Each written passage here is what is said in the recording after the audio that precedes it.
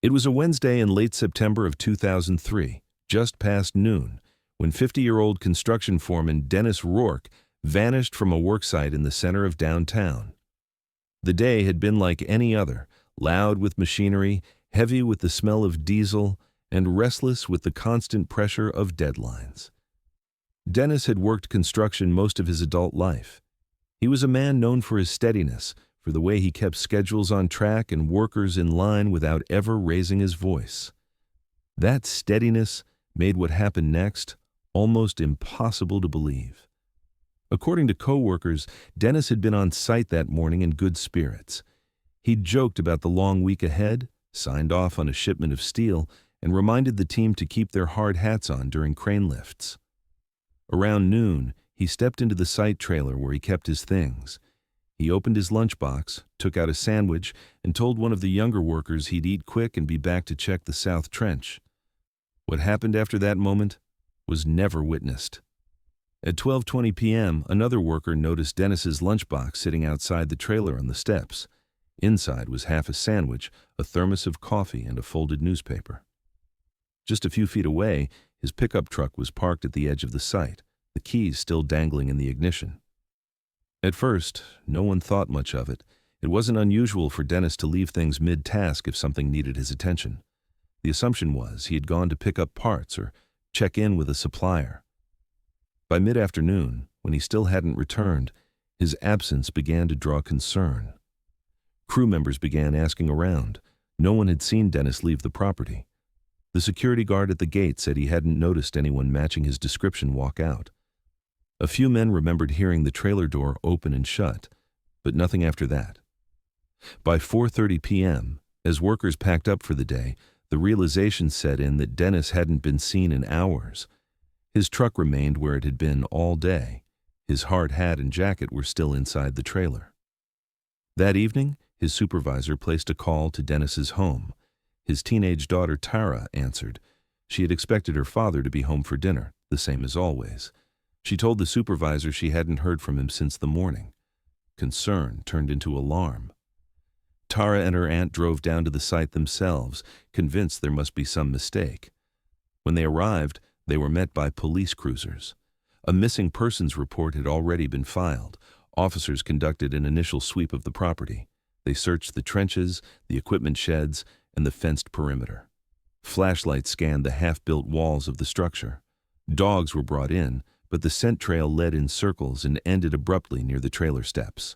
There was no blood, no sign of a struggle, no footprints leading away. Just silence and unfinished concrete. For the men who had worked alongside Dennis that day, the confusion was overwhelming.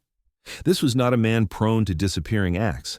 He had a reputation as reliable to the minute. He showed up, he stayed late when he had to, and he drove home to his daughter every evening. To imagine him simply walking away from a site in the middle of his shift made no sense. Investigators questioned the crew late into the night. Every man on site gave the same version. Dennis had been there, and then he wasn't. No one recalled an argument, no strange visitors, no suspicious vehicles coming or going. Police checked surrounding streets and nearby businesses for surveillance footage, but this was 2003, years before cameras covered every corner. The few available tapes were grainy and inconclusive. By the following morning, flyers with Dennis's photo were circulating. Search teams moved through alleys and abandoned lots near the downtown strip. Helicopters scanned rooftops. Family members combed the neighborhoods he knew best, stopping at diners and bars, asking if anyone had seen him. But the trail was cold from the very beginning. Dennis seemed to have evaporated in broad daylight, in a crowded area, with dozens of people working around him. At home, Tara waited by the phone. She was 17, just starting her last year of high school, and still leaned on her father for everything from school fees to advice. She couldn't accept the idea that he had chosen to leave. Her father had been in the middle of sending her a text during his break. On his phone, recovered from the trailer, was a draft message. "Be home for din." The text cut off mid-word. Never finished, never sent. In those first days, rumors swirled. Some thought Dennis had suffered a medical emergency and wandered off disoriented. Others wondered if he'd been abducted or targeted for money he was rumored to be carrying. Police considered foul play but had no evidence. His bank accounts went untouched. His credit cards showed no activity. The only thing left behind was a hole where a father used to be. Weeks turned into months. The worksite continued, foundations were poured, and floors rose upward into what would become an office tower. But every man on that crew carried the weight of knowing one of their own had vanished from the very ground they were building on. And every night, Tara replayed the last morning she'd seen her father, clinging to the certainty that he would never have walked out on her. The unanswered question lingered. How does a man disappear from the middle of a construction site without a trace, without a sound, without anyone noticing? That question would echo for years, long after the worksite closed and long after most people stopped asking. But for Tara, the silence only deepened, because she knew something others refused to believe. Whatever had happened to her father, it hadn't been by choice. And 20 years later, when the building that replaced that worksite faced demolition, the truth of where Dennis Rourke had gone would finally begin to surface. In the weeks that followed Dennis Rourke's disappearance, investigators widened their net across downtown. They walked alleys littered with broken bottles and trash bags, searching for any sign of a scuffle. Transit police were asked to review logs and surveillance from bus terminals and subway entrances near the site.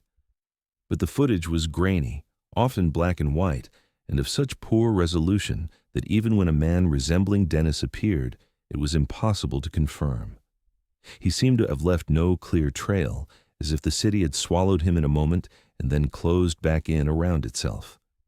Detectives went back to the construction site, interviewing every worker in detail. They asked about grudges, debts, or disputes. One man mentioned Dennis's frustration with rushed deadlines, but he couldn't recall any arguments. Another remembered Dennis complaining about faulty equipment, but nothing more. No one admitted to seeing Dennis in distress that day, and no one could place him after lunch. It was as though his presence had been erased mid-shift. With no signs of forced entry to his truck, no blood, and no physical evidence on site, the first working theory leaned toward a voluntary disappearance. Police suggested Dennis may have walked away, overwhelmed by personal problems. To Tara, the idea was insulting. Her father had been dependable his entire life. He had no hidden debts, no gambling habits, no reason to abandon the daughter he raised alone after her mother passed. The draft text on his phone, "Be home for dinner," became the detail Tara clung to. He had been planning on dinner. That was all the proof she needed that he never intended to leave. Another possibility investigators floated was robbery. Construction sites in that era were known targets for thieves. If Dennis had interrupted the wrong person near the edges of the property, it might explain why he vanished without warning. But the problem was that nothing fit. His wallet, his truck, his phone, all were left behind. If he had been the victim of an opportunistic street crime, there should have been some evidence, some sign of struggle, some missing item. Instead, everything was neatly in place. By the end of that year, the leads had dried up. Patrol officers quietly admitted among themselves that the case felt unsolvable. It wasn't that the city lacked crime, but that the absence of any trail was too perfect. Without a body, a weapon, or a suspect, the case entered a kind of limbo. Files were boxed, evidence locked in storage, and the official paperwork began to describe Dennis not as a homicide victim, but as a missing person with unresolved circumstances. For Tara, every day after school became a kind of private investigation. She called hospitals, asked about unidentified patients. She searched abandoned buildings, holding her breath against the rot, hoping for something, anything that would explain why her father hadn't come home. She taped missing posters to lampposts until the rain stripped them away. Each time she looked at the half-finished sentence on his phone, she heard it as a promise. Be home for dinner. She could not accept a world where that promise wasn't kept. 2 years later, when nothing had changed, the family finally held a memorial. It wasn't a funeral. There was no coffin, no grave. Just a photo of Dennis in his work vest, smiling faintly as if caught off guard. The service was subdued, quiet, more an acknowledgement of absence than closure. The priest spoke of uncertainty, of mysteries left in God's hands. Tara sat in the front row, staring at the photograph, refusing to cry. She told herself her father wasn't gone, only misplaced, as if the world had set him down somewhere and forgotten where. A death certificate was never issued. On paper, Dennis remained missing. But in practice, life moved forward around that silence.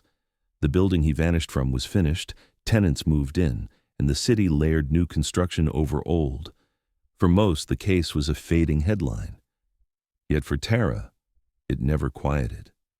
Every sound of a door opening at night, every stranger's glance on the street, every time she saw a man in a hard hat from a distance, she wondered if it might be him. The case was officially cold, placed in the archives with dozens of others. But in Tara's heart, the silence was not the end. She believed there had to be a reason, a detail overlooked, something hidden in the walls or the ground itself. She couldn't shake the feeling that her father had not gone far at all, and one day, when the city finally decided to tear the building back down, the truth would come with it. By 2009, 6 years had passed since Dennis Rourke's disappearance. The case was no longer active in police files, and the story had all but faded from public memory. For Tara, though, it remained a daily shadow. She was in her early 20s now, juggling part-time jobs while studying at community college, still haunted by the unanswered question of what happened to her father. Then, unexpectedly, the case stirred back to life, not because of new evidence, but because of a theory printed in the back pages of a local paper. The article was written by a retired detective who had followed the story from the beginning. In his piece, he speculated that Dennis hadn't left the site at all. Instead, he suggested, Dennis may have accidentally fallen into an open trench or shaft during the chaos of construction and been buried beneath layers of concrete before anyone realized. It was a grim possibility, one that turned a mystery into something even darker, a man entombed in the very structure he was helping to build. The theory was quickly dismissed by city officials. Inspectors insisted the site had been thoroughly checked before completion, and no irregularities had ever been reported. Engineers pointed to building codes and inspection records as proof that no human body could have gone unnoticed. But the article struck a chord with readers. People began to imagine the office tower standing downtown as less a workplace and more a silent tomb, carrying within it the remains of a man whose family never saw him come home. For Tara, the theory was like a spark in dry grass. She couldn't shake the idea that her father might still be there, hidden just out of sight. Though the suggestion had been dismissed publicly, she felt compelled to investigate for herself. That year, she began filing requests for city records, permits, and blueprints connected to the original construction. What came back was a scattered collection of scanned documents and handwritten logs, enough to hint at inconsistencies, though not enough to form a complete picture. She pored over them late into the night, comparing dates, signatures, and notations against official inspection stamps. Most of it seemed routine, but a few details stood out. One log noted an additional concrete pour carried out after hours, not tied to any official work order. The entry was written not in the clean block lettering of most logs, but in hurried handwriting, barely legible. When Tara checked the accompanying inspection documents, there was no record of that pour ever being reviewed. It wasn't proof, but it was enough to plant doubt. Why would a pour take place off the record, and why would it be handwritten when all other logs had been typed or signed in neat script? The detail gnawed at her. She began comparing the blueprints she received with photos of the building's finished structure.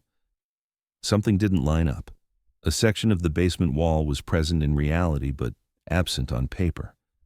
It was a small discrepancy, easy to dismiss as a drafting oversight, yet in the context of her father's disappearance, it looked like a question mark drawn in concrete. When she brought these concerns to the police, the response was polite but dismissive. Without physical evidence, they said, there was no way to justify opening a case file.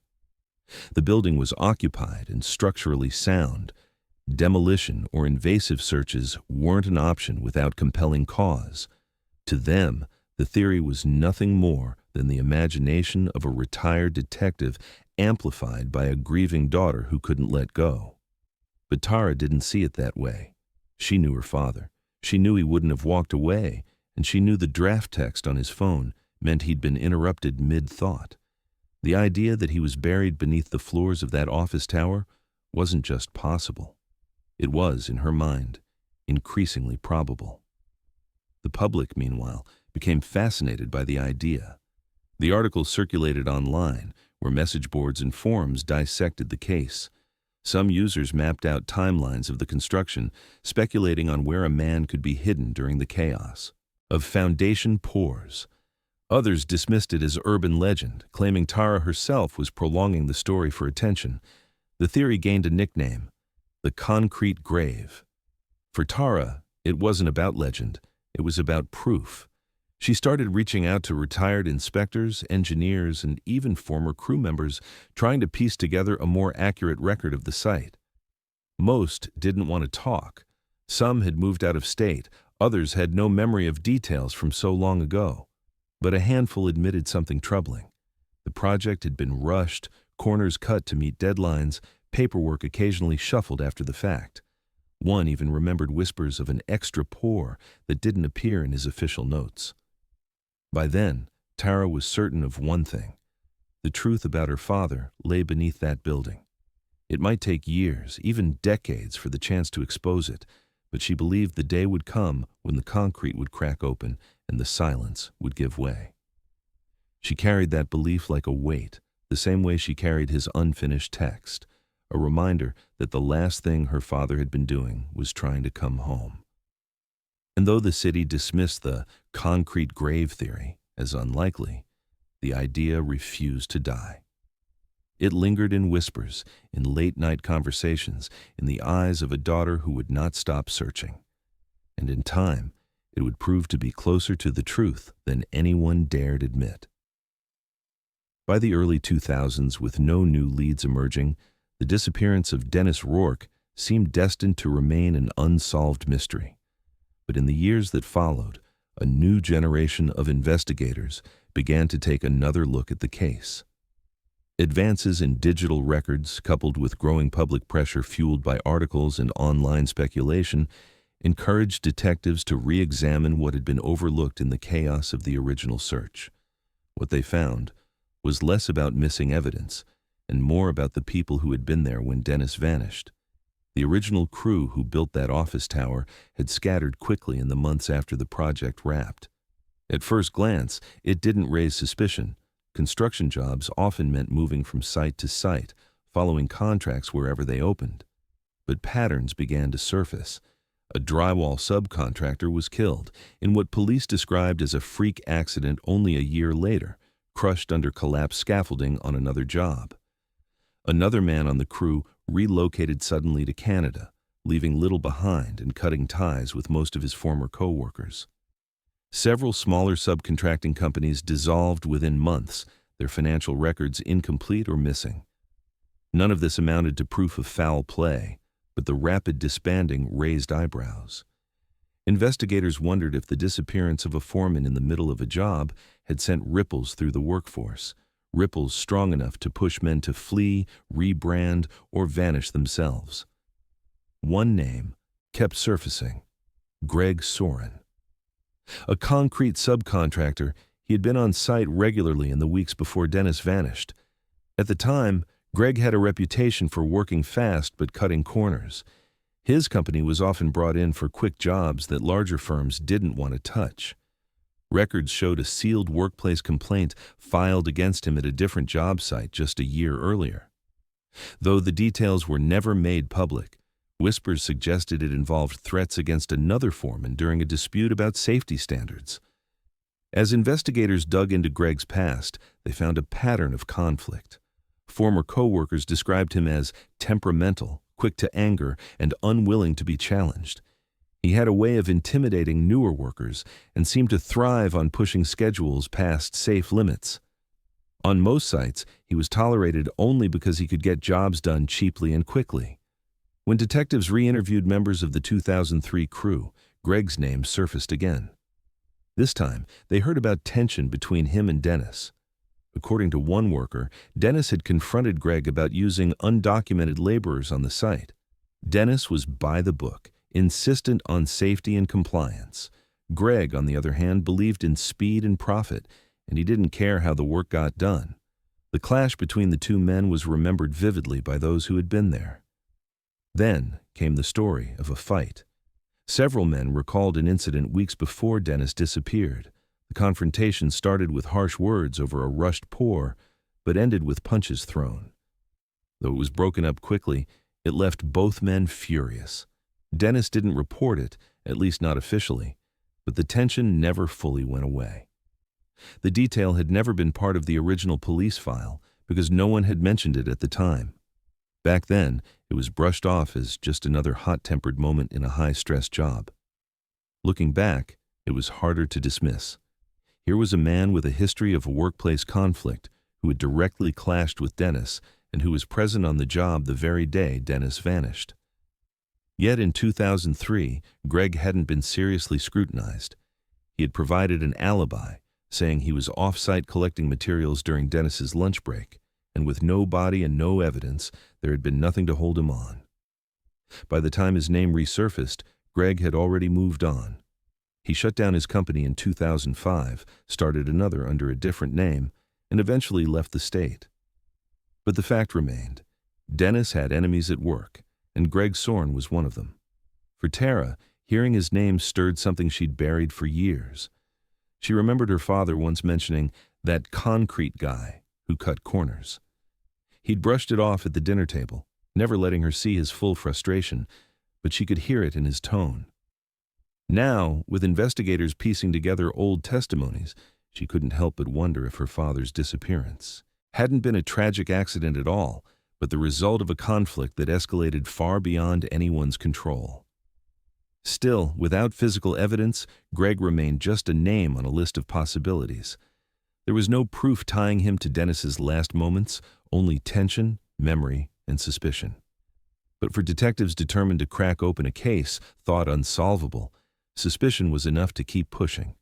And in the years to come, when blueprints were re-examined and walls began to look less permanent than they seemed, Greg Soren's name would resurface again, this time not as a rumor, but as a man whose past could no longer be ignored. By 2016, more than a decade had passed since Dennis Rourke vanished. The building that replaced the old Worksite stood quietly downtown, filled with offices and tenants who had no idea of the history beneath their feet. To most, it was just another structure in a crowded city skyline. But to Tara, it was something else entirely, a monument to questions that had never been answered. That year, while pursuing records for an unrelated building project, Tara stumbled across a partial set of original blueprints for her father's site. She wasn't expecting anything groundbreaking. Over the years, she had sifted through permits, logs, and diagrams so many times she could almost read them like a second language. But this set was different. It included detailed plans for the basement level, something she hadn't seen before in full. When she compared those drawings to the actual structure she knew so well, one discrepancy leapt off the page.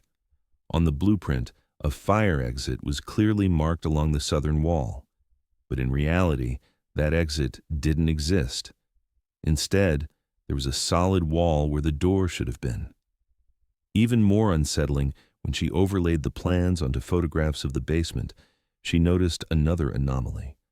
A wall stood in the finished building that was never drawn or approved on the original plans. It wasn't a matter of interpretation. It was as if someone had redrawn the basement after construction had already begun, quietly altering its shape.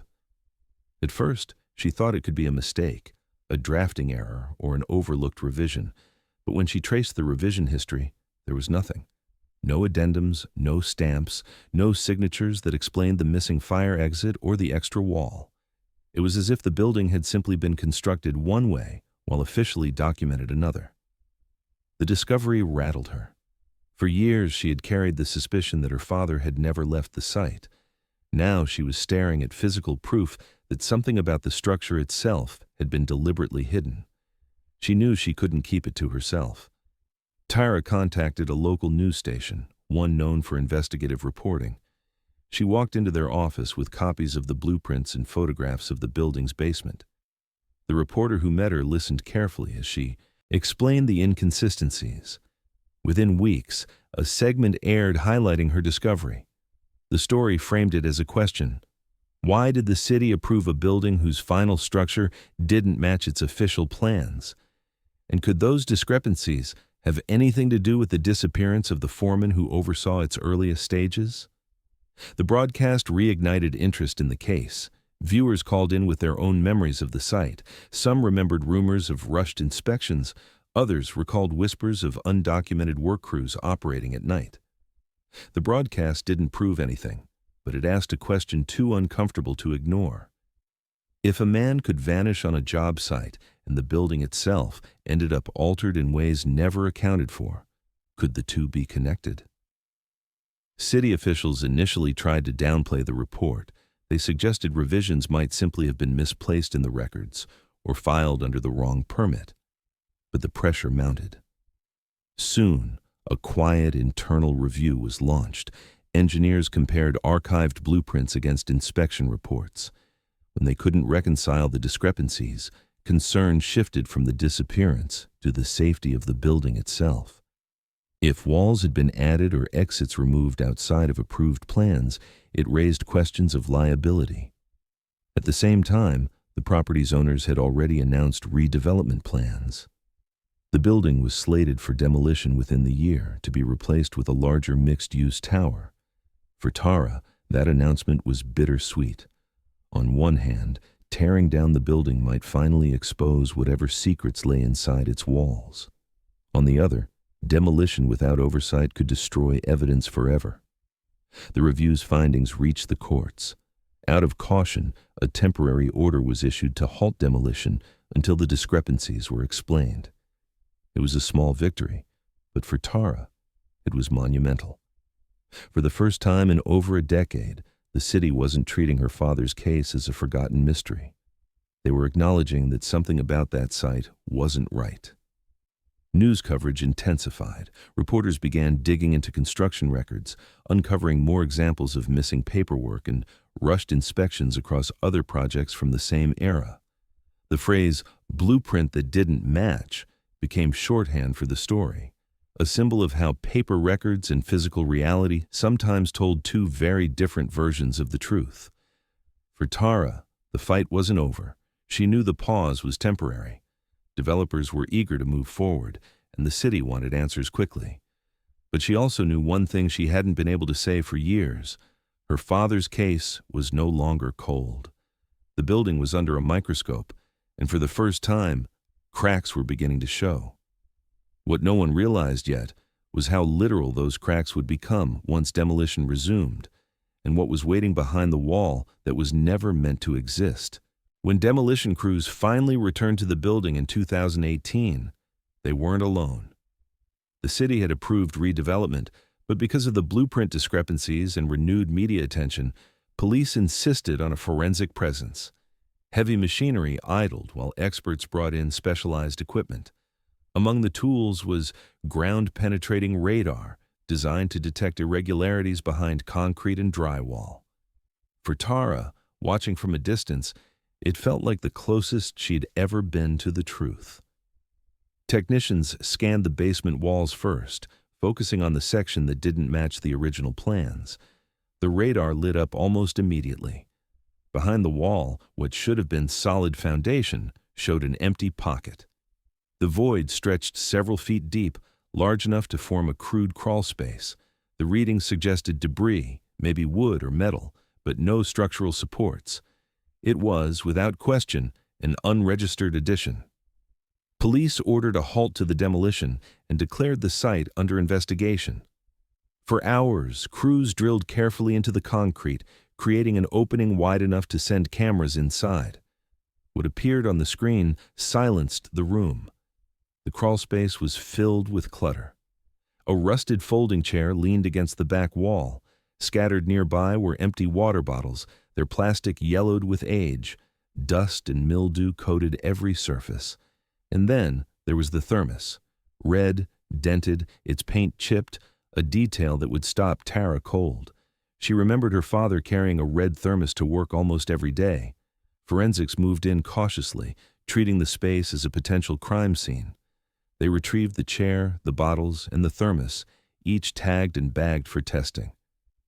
Then, in the far corner, one officer noticed something out of place. Resting on the concrete floor was a plastic bag, brittle with age, sealed tightly around a small object. When the bag was lifted into the light, it revealed a leather wallet, faded and cracked from years in the damp air. Inside, still legible, was a driver's license bearing the name Dennis Rourke. The discovery sent shockwaves through everyone present. After nearly 15 years of speculation, there was undeniable proof that Dennis had been inside the building after all. The crawl space, hidden behind an unauthorized wall, was no accident. Someone had created it, sealed it, and left his belongings inside. But as powerful as the find was, it wasn't complete. There were no human remains, no bones, no clothing, no body. The absence raised even more questions. Had Dennis been alive inside that space at some point? Had he been held there? Or had someone planted his belongings after the fact to mislead investigators? Forensic teams began the painstaking process of collecting DNA. Swabs were taken from the chair and bottles with the hope of finding traces of saliva, sweat, or skin cells. The thermos was examined carefully, its cap sealed as if someone had used it, and left it behind. Even the bag containing the wallet was handled as potential evidence, though its degraded plastic made testing difficult. The building was now officially declared a crime scene. Workers were sent home, and access to the basement was restricted to investigators. The media swarmed the story.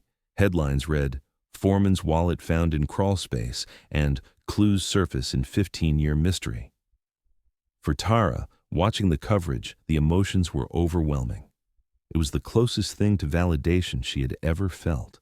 Her father hadn't walked away. He had been right there, inside the very building he helped construct. Detectives briefed her personally, showing her photographs of the items. The red thermos broke her heart. It was the same one he used to fill with coffee every morning, the same one she had teased him about for being so worn. Seeing it on a table in an evidence bag was like having him pulled back into the room only to vanish all over again. The lack of remains meant the investigation couldn't yet be declared solved. If Dennis had been there, where had he gone? If he had died, why was his body missing? Detectives considered the possibility that he had been confined in the crawl space, but later removed. Environmental testing began, looking for traces of decomposition in the soil and air samples. Even after so many years, faint chemical markers could sometimes tell if a body had once been present. Every object recovered became a puzzle piece. The bottles suggested someone had spent time in the space, not just stored items there. The chair implied long periods of waiting or watching. And the wallet, carefully sealed in a bag, suggested deliberation. Whoever had placed it there hadn't simply dropped it, they had preserved it. For investigators, the crawl space was both a breakthrough and a torment. It proved Dennis hadn't disappeared voluntarily, but it stopped short of explaining what happened next. For Tara, it was confirmation of what she'd known all along. Her father had never left that site. He had been hidden in plain sight, behind a wall that was never supposed to exist. And as Demolition paused once again, the search for answers shifted from theory to fact. Someone had built that wall, someone had sealed that space, and someone had decided Dennis Rourke's belongings would stay inside it for nearly 2 decades. The only question left was why. When the crawl space was revealed in the basement wall, investigators immediately asked the next logical question: who had built it? The answer, it turned out, was buried in city records that had sat untouched for years. Inspectors combed through permits, invoices, and payroll logs from 2003, focusing on after-hours construction. What they found was a curious entry: an overnight concrete pour logged in handwriting, attached not to the main contractor, but to a subcontracted crew that had come and gone in less than a year. That subcontractor was listed under a company name long since dissolved. But when investigators traced its tax records, the trail led back to one man, Greg Sorin. He was the same worker whose name had surfaced years earlier in connection to disputes with Dennis. His company had folded in 2005, leaving behind little more than debts and scattered paperwork. But the record of that one unapproved overnight pour was enough to place him at the center of suspicion. By this time, Greg was 62 years old, living quietly in Nevada. He had remarried, taken a job as a consultant, and stayed out of trouble. On the surface, he looked like a man who had left the past behind. When detectives arrived at his door, he appeared calm, even cordial. He told them he remembered the project, remembered Dennis, but insisted he had nothing to do with the disappearance. According to him, Dennis had left the site one afternoon and never returned. That was all he knew. But when investigators showed him the altered blueprints, the wall that wasn't supposed to exist, and photographs of the crawl space where Dennis's wallet and thermos had been found, Greg's composure began to crack. He shifted in his chair, raised his voice, and accused the detectives of digging up ghosts. He insisted that the wall must have been added after his crew had left, by someone else entirely. The more he talked, the more agitated he became. Detectives pressed harder. Why was there a handwritten log linking the overnight pour to his company?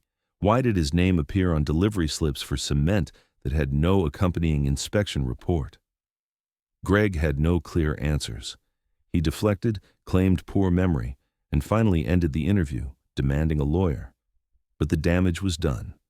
His reaction had given investigators what they needed: probable cause. A warrant was issued to search a storage unit Greg had rented for nearly 20 years. Inside, beneath tarps and rusted tools, police found boxes of archived job site paperwork. Most were routine: contracts, invoices, payroll sheets. But in one battered cardboard box, they discovered something unexpected: a collection of handwritten notes that appeared to be personal journals. The logs detailed day-to-day operations from various construction sites. At first, they looked like standard records a subcontractor might keep to track work. But as detectives read further, the tone shifted. Mixed among concrete delivery times and crew lists were rambling passages about foremen who don't respect the chain, about men who think they're untouchable, and about problems that need to be handled before they ruin everything. Tucked between the logs from 2003 was one journal marked with grease stains. Inside were entries written in erratic handwriting. One page listed deliveries and overnight shifts at the very building where Dennis had disappeared. Another page carried a cryptic note about finishing the south wall before the inspectors came through. The most chilling entry came near the back. It read, "He wouldn't let it go. Said he'd report me. I had to act. Built the wall. Left what needed to be left. No one will ever find it." Forensics seized the journals, sending them for handwriting analysis. Early comparisons suggested the entries matched Greg's signed contracts from the same era. While not an outright confession, the words pointed to a man consumed with paranoia, convinced that Dennis was a threat to his livelihood. When confronted with the journals, Greg denied authorship. He claimed they were old notes kept by an employee, not his own. But investigators weren't convinced. The details inside matched information only a supervisor or owner would have known, and they aligned too closely with what had been discovered in the crawl space. For Tara, the revelations were devastating and vindicating at once. Here was a man her father had argued with, who had clashed with him weeks before he vanished, now tied to an unapproved wall that had hidden his belongings for nearly 2 decades. It was the closest she had come to an answer, but it still wasn't enough. Without her father's remains, prosecutors couldn't bring charges of murder. What they had was circumstantial, a trail of paper and suspicion leading back to a man who refused to admit what he'd done. Yet the discovery of those journals shifted the case from cold to active. Investigators had a suspect, a motive, and a paper trail. And as they prepared to dig deeper, they knew one thing for certain: the wall hadn't built itself. Someone had poured that concrete, someone had sealed the crawl space, and someone had made sure Dennis Rourke never walked out of that site alive. The search wasn't over. The crawlspace was just the beginning, and the journals hinted that more was hidden in the foundation, secrets that had waited beneath concrete for nearly 20 years. And if those secrets could be unearthed, they might finally tell the truth Greg Sorn had spent half his life trying to bury. The journals pulled from Greg Sorn's storage unit became the center of the investigation. What began as a box of old site logs quickly revealed something darker, pages of erratic handwriting that blurred the line between record-keeping and confession. Forensic analysts studied them carefully, noting how the writing shifted from neat block-style notes about delivery times to slanted, feverish scrawls about people Greg believed were watching him. In entry after entry, he wrote about snitches and overseers, figures he seemed convinced were plotting against him. His paranoia bled into the routine details of work: steel shipments, concrete orders, crew schedules. Amid the mundane, phrases jumped off the page. "He's not one of us. He'll ruin everything. He talks too much." The "he" in those passages, investigators realized, was Dennis Rourke. One entry described a betrayal. Greg wrote that Dennis had threatened to report under-the-table pay and unapproved labor practices. For a subcontractor like Greg, such a report could have ended contracts and drawn fines. The paranoia in the journal suggested Greg believed Dennis was already preparing to expose him. To Greg, Dennis wasn't just a foreman. He was a threat to his livelihood, maybe even his freedom. Then came the line that investigators couldn't ignore. On a page dated only September 2003, Greg had scrawled, "Had to do it." Locked where no one will check behind the extra wall, the words were surrounded by angry scribbles, as if he had written them in a fit of rage. It wasn't a direct confession, but when paired with the crawlspace discovery, it read like one. At the same time, forensic testing from the crawlspace was coming back. Though no remains had been found, scientists recovered trace evidence. On a rusted pipe leaning against the wall, they found skin cells matching Dennis's DNA. On the floor beneath the chair, they lifted faint blood traces. The sample was small, degraded, but it matched Dennis. The evidence proved he had been inside that crawlspace, alive long enough to leave behind DNA, blood, and fingerprints. The discovery eliminated any lingering theories of voluntary disappearance. Dennis hadn't walked away. He hadn't staged his own vanishing. He'd been confined, hurt, and hidden. The conclusion was grim. He had been a prisoner behind that wall, sealed off from the world in the middle of a busy job site. With the journals and DNA evidence, police moved in. Greg Sorn was arrested at his home in Nevada and charged with unlawful confinement, obstruction, and suspected homicide. The announcement made headlines. After years of silence, the city finally admitted what many had long feared. The foreman who vanished in 2003 had been the victim of a crime. When reporters pressed Greg as he was led into custody, he refused to answer. His attorney claimed the journals were nothing more than angry writings, venting frustrations rather than literal accounts. But investigators weren't convinced. The combination of the erratic notes and the crawlspace evidence painted a damning picture. Greg's denials only made the inconsistencies in his story stand out more. For Tara, the arrest brought a measure of vindication. She had fought for years to keep her father's case alive, insisting he hadn't left by choice. Now, finally, the world was listening. Still, the arrest didn't bring her the closure she needed, because one question remained, heavier than all the others. Where was her father's body? The crawlspace had shown traces of him, but not the final answer. No skeleton, no clothing, no remains had been found. Prosecutors knew this would complicate trial proceedings. Without a body, defense attorneys could argue that Dennis had still walked away, that the evidence was circumstantial, that Greg's words were exaggerated, scribbles rather than confession. Detectives refused to give up. They broadened their search, combing through the foundation plans again, scanning walls and floors with radar, drilling test cores in suspicious areas. Each step carried the possibility of destroying usable evidence if done improperly, so the process was painfully slow. Every hole bored into the building was weighed against the chance of obliterating the very truth they sought.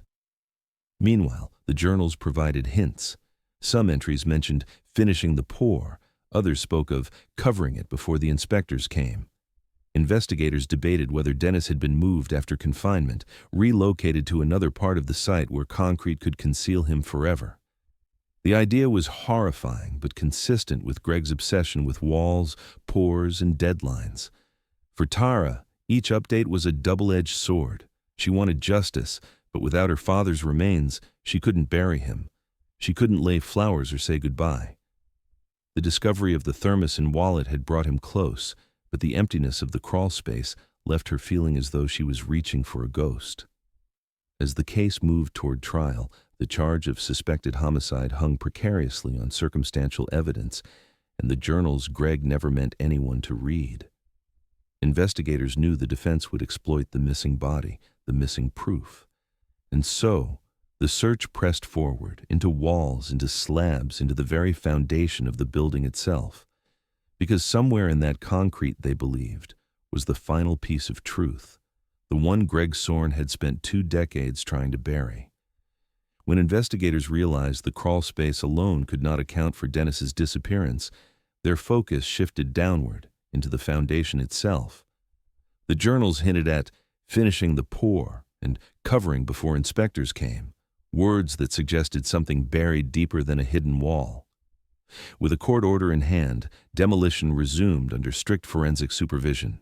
Every blow of the machinery was calculated, every slab of concrete lifted as though it might reveal the secret they had waited nearly 2 decades to find. The search concentrated on the central portion of the basement slab, near an old drainage trench. Ground-penetrating radar revealed an anomaly there, a dense, circular shape embedded beneath layers of concrete. At first, investigators assumed it was old equipment or debris left during construction. But as the crews chipped away, what emerged sent a chill through everyone present. Beneath the slab was an industrial-grade steel drum, the kind used to store chemicals or transport waste. It had no business being inside a foundation. The barrel was welded shut, its metal corroded but intact after years entombed in concrete. Forensic officers immediately ordered work to stop. The drum was carefully extracted and moved to a controlled environment. When the seal was broken, the smell of rust and earth filled the air. Inside, curled in a fetal position as if forced into the confined space, were skeletal remains. Clothing had long since rotted away, but enough bone remained to tell a clear story. The skull showed signs of blunt force trauma, fractures consistent with a heavy strike. The spine and ribs bore the compression of having been folded unnaturally into the barrel. Dental records were brought in within hours. When the results came back, the truth that Tara had carried in her heart for 15 years was finally confirmed. The remains belonged to Dennis Rourke. He had never left the site. He had been there all along, not behind a door or in a crawl space, but beneath the very foundation of the building he was meant to oversee. For 2 decades, thousands of feet had walked across the floors above him. Office workers, tenants, passers-by, never knowing that a man lay buried beneath their steps. The revelation shook the city. News outlets ran the headline, "Foreman Found in Foundation." For those who had long dismissed Tara's fight as obsessive grief, the discovery was humbling. She had been right. Her father hadn't abandoned her. He hadn't vanished into thin air. He had been hidden in plain sight, entombed in steel and concrete by men who thought no one would ever dig deep enough to uncover him. For investigators, the find was both heartbreaking and critical. The skeletal remains offered physical proof of homicide. The blunt force trauma to the skull lined up with theories that Dennis had been struck during a confrontation. The manner of concealment, welding a body inside an industrial drum and burying it in a slab, pointed to premeditation, not accident. Combined with the journals and crawlspace evidence, the case against Greg Sorn was no longer circumstantial. It was solid. For Tara, the discovery brought an end to the cruelest uncertainty. She finally had her father back, though not in the way she had prayed for. She remembered the years of being told to move on, the dismissive remarks that he had chosen to walk away. Now, with the truth in front of her, she could say with certainty that he had never abandoned her. He had been stolen. The forensic team handled the remains with care, photographing every angle, collecting soil samples, and preserving the barrel as evidence. Even the concrete that had surrounded it was tagged and stored. Each detail told part of the story. A man struck down, hidden in a barrel, buried beneath a trench before inspectors could notice. It was deliberate, it was calculated, and it was cruel. When word reached Greg in custody, he refused to speak. His attorney claimed the barrel proved nothing about who put Dennis there, that it could have been anyone on the site. But the journals told another story. Combined with the DNA in the crawl space and the records tying his company to the unapproved overnight pour, the evidence closed in around him. The city, embarrassed by years of dismissal, pledged to hold those responsible accountable. But for Tara, the moment wasn't about the courts or headlines. It was about standing at the edge of a forensic table, looking at the remains of the man who had raised her, and whispering a truth she had carried alone for too long. He had never left her. He had always been there. The case was no longer about a missing person. It was about a murder hidden inside concrete, sealed away like a secret that the city itself had carried for 20 years. And now, with the drum opened and the truth exposed, there was only one chapter left, uncovering why it happened and what drove Greg Soren to bury a man alive in the very foundation of his work. With Dennis Rourke's remains finally recovered from the foundation, the last barrier between suspicion and truth began to crumble. Prosecutors pressed forward with a homicide case against Greg Soren. At first, he maintained silence, his attorney insisting the evidence was circumstantial. But faced with the journals, the crawlspace DNA, and the steel barrel pulled from the slab, Greg's defenses collapsed. After weeks of negotiations, he agreed to a recorded confession. In the interview room, Greg's voice was low, strained, the words coming out as though each one burned his throat. He admitted that on the afternoon of September 24, 2003, he and Dennis had argued in the basement over payroll records. Dennis had discovered Greg was paying part of his crew under the table, skimming off the books, and threatened to report it to the main contractor. For Greg, already stretched thin and paranoid about losing contracts, the threat felt like the end. He claimed Dennis wouldn't back down, and in a fit of rage, Greg grabbed a heavy wrench and struck him. The blow dropped Dennis instantly. Greg described the panic that followed, the pounding in his ears, the rush of realizing what he'd done. He said he didn't intend to kill Dennis, only to silence him. But when he saw the blood spreading across the concrete, he understood there was no going back. That night, he convinced 2 undocumented workers on his crew to help hide an accident. He promised them money and swore no one would ever know.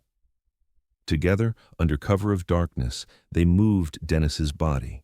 First, into the crawl space, where he sat slumped in the folding chair.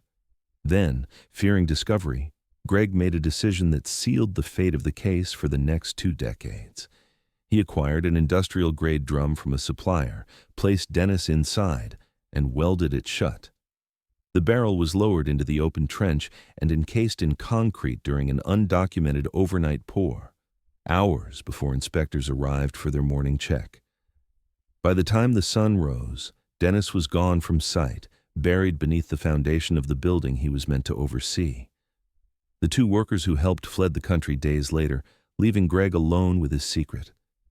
He insisted in his confession that he hadn't forced them, that they were scared, but complicit.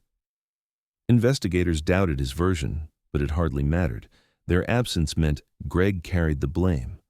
The wall that sealed the crawl space had been a diversion, an attempt to confuse anyone who might stumble too close. The real burial had always been in the slab. When the case went to trial, the courtroom was heavy with years of silence finally breaking open. Prosecutors laid out the timeline, the fight, the blow with the wrench, the concealment, and the fraudulent paperwork that allowed Greg's crew to operate without scrutiny. They played recordings of his confession, his voice cracking as he described lowering the barrel into wet concrete. The evidence was overwhelming. For Tara, sitting in the front row, The trial was not just about punishment. It was about reclaiming her father's truth. For years, she had been told he might have walked away, that he might have abandoned her, that maybe she was clinging to a fantasy. Now, in front of a jury, she could say with certainty that her father had never left her.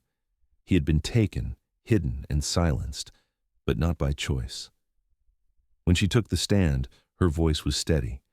She spoke about the draft text her father had written that day, "Be home for dinner," and how she had lived every year since waiting for him to finish that sentence. She told the jury about his red thermos, about how he filled it with coffee each morning before heading to the site. And she told them about the years of searching, the years of not being believed, and the vindication of finally having proof that her father had never abandoned his family. The jury deliberated only a short time before returning with a guilty verdict. Greg Sorn was sentenced to life in prison without parole. For the city, the case was closed. For Tara, it was something deeper, the end of a wound that had been left open too long. Months later, when redevelopment resumed on the property, the new owners agreed to Tara's request. At the edge of the rebuilt foundation, near the place where the barrel had been unearthed, a small plaque was placed. The inscription was simple: "He never left, but now he's finally home." It was a reminder to anyone who passed that beneath the concrete and steel of the city, there had once been a man who gave his life to build it, and that his story, buried for 20 years, had finally been uncovered. For Tara, standing before the plaque, it was the closest she would ever come to hearing her father's unfinished promise completed. He had not come home for dinner that night, but now in a way, he was home at last.